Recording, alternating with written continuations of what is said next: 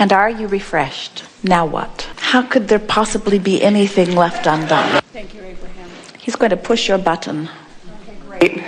So I'm on. Great. In coming into greater vibrational alignment, I realize that there are beliefs that I don't know I'm living, beliefs that I'm not aware that I'm actively choosing. So what my process is, and I'm framing it this way to ask you about if this is the best process or this is the most fruitful process, is that I find that when I can let my resistance go, I could drop into an old place of old pain. And in that old place of old pain, I can feel it and understand it and let it go. Well, we aren't disagreeing that the process is effective. We don't think that dropping into a place of old pain is letting go of resistance. We think it is amplifying the resistance, so then you are more aware of it. And when you first began, you said, I'm wondering if I have hindering beliefs. We're putting the word hindering in. Hindering beliefs that I'm unaware of. And we wanted to say to you, it's possible that you are not sensitive and therefore unaware of hindering beliefs, in which case they become more hindering and then you become more aware. And then you said, so I have a process where I drop into the old belief pattern more, which is essentially the same thing. We want you to realize that if you have beliefs that, let us begin again. It's possible, it happens all the time, for a person to have a belief that they are unaware of because they have become accustomed to the feeling of negative emotion. Mm-hmm. So they've got a negative belief, they have which is nothing more than a thought that contradicts what they want, and they aren't aware of it because they are willing to put up with that negative emotion. So the answer to cleaning up vibration is to become more sensitive, so that you catch negative emotion at more subtle stages, or to amplify the negative emotion, which is what you said you did, and life itself will do that. As you've heard us say several times, even today, if you've got something going on and it doesn't feel good and you don't do something about shifting it downstream to make it feel better, it will become more because the law of attraction will amplify it. We also want to say to you that we wouldn't worry about unconscious beliefs that are hindering in nature, because if they're so unconscious that you're not feeling any negative emotion, then they're not big players in your vibration and they're not that hindering. But we would be aware of suppressing our awareness of negative emotion. And it's hard really to not be aware that you're ornery or that you're frustrated. In other words, you can't really, people speak as if they don't know, but they always do.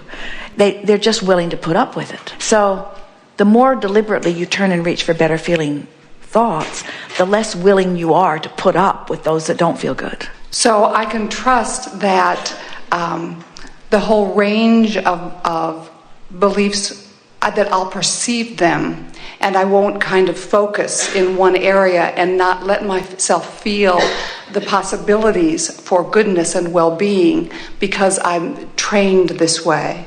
Well, you can be reasonably assured that if you've been trained some way and it hasn't been too hindering before and now it's becoming more hindering, let's talk about that. Let's say that you have a set of beliefs, and given the speed of your current stream, your beliefs aren't hindering you that much. They don't line up exactly, but you're not feeling strong negative emotion about it. For example, let's say that you are involved in a project that you're not that interested in, and you have some sort of negative opinions about it, but you're not that interested in it, so your negative opinions don't cause you much grief. And then someone asks you to be the chairman of the project, and so now you're giving more attention to it, and as you give more attention to it, you become more interested in it, and as you become more interested in it, you begin to talk to more people about it. Now you find yourself fascinated with it and really wanting things to be better.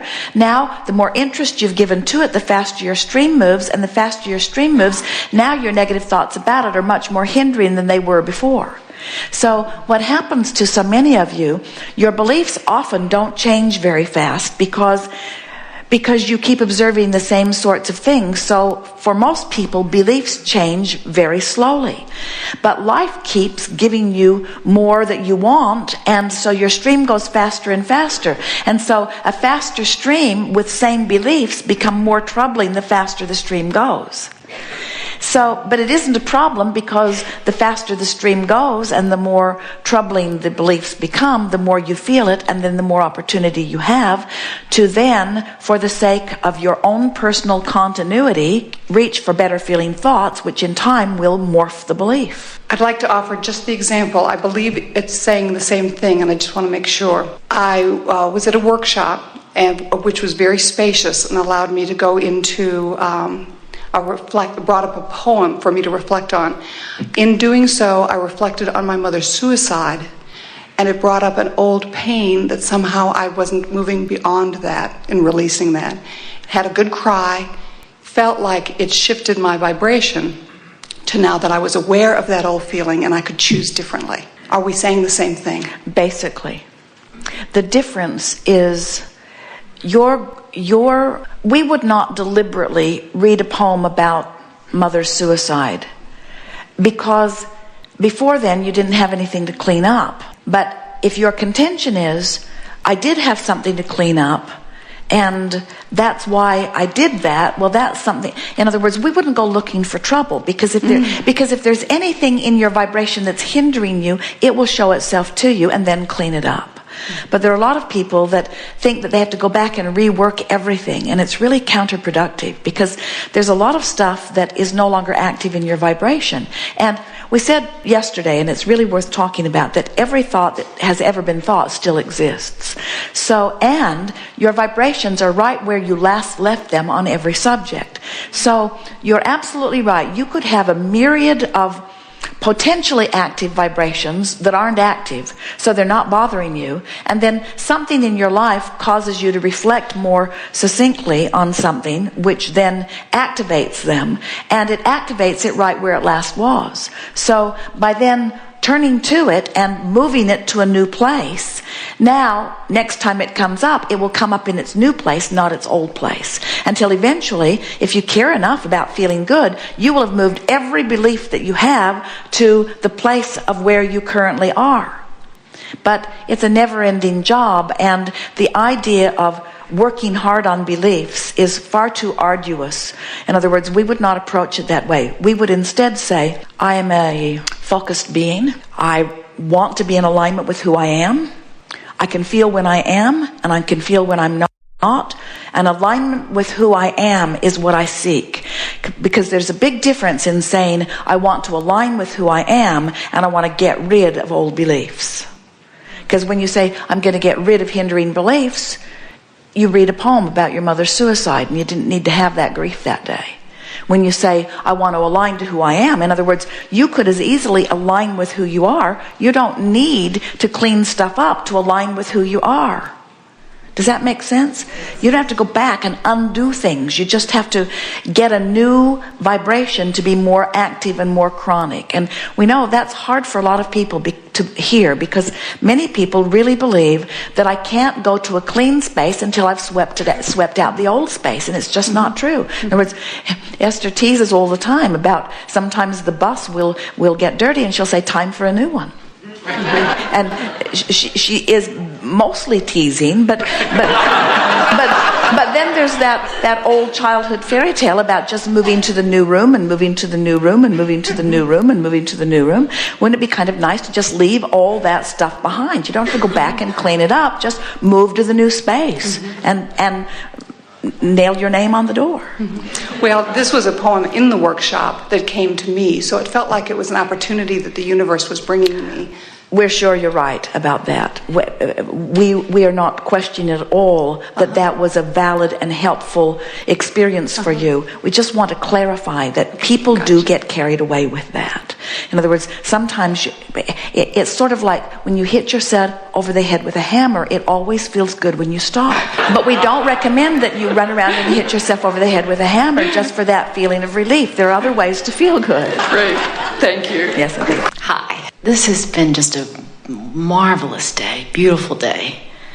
And what I'd like to know is something the woman just touched on, how to be more spacious in your life. I think I've listened to you almost as much as Jerry and Esther.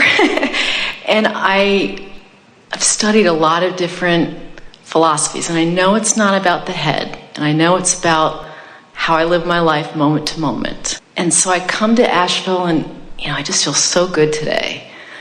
I had a little contrast before I came, and I said, what should I do?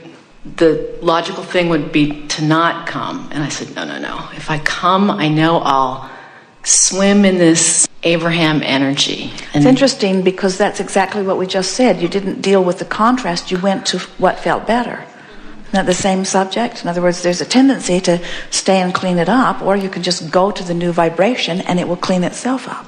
Ooh, yeah. So sometimes I'm pretty wise. You always are when you do what feels best instead of what you should do or what you're committed to or what you're responsible to do. In other words, doing what feels best is always the path of least resistance, which is the same thing as the path of most allowance. Yeah, so how do you do that moment to moment? Like even beyond segment intending?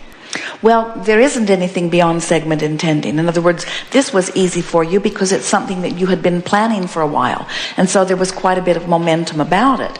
And what segment intending really does, it provides momentum. You understand what segment intending is? Segment intending says a new segment. Every time intentions change at all, it's a new segment. And so a segment intention is a lining up of energy before I move into action. And when you line up energy, it prepaves the way and makes the unfolding in terms of action much more comfortable, much easier, and much more effective in terms of accomplishing what you want to accomplish.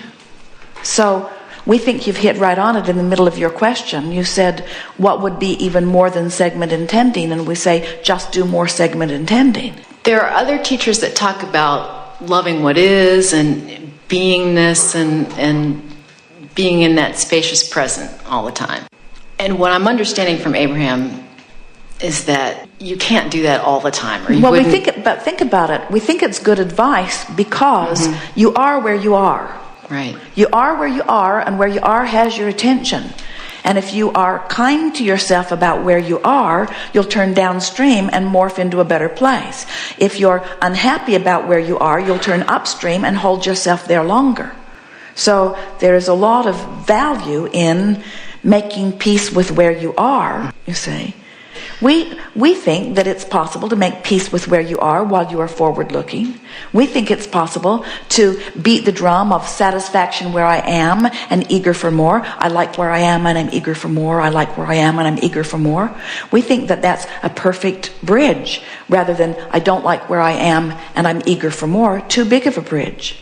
Or I don't like where I am, I hate where I am, I don't like where I am, I hate where I am, I wish I were over there, can't get over there, I wish I were over there, I can't get over there, I like where I am and I'm eager for more, I like where I am and I'm eager for more. What a good mantra. I like where I am and I'm eager for more, and I like where I am and I'm eager for more, and I like where I am and I'm eager for more.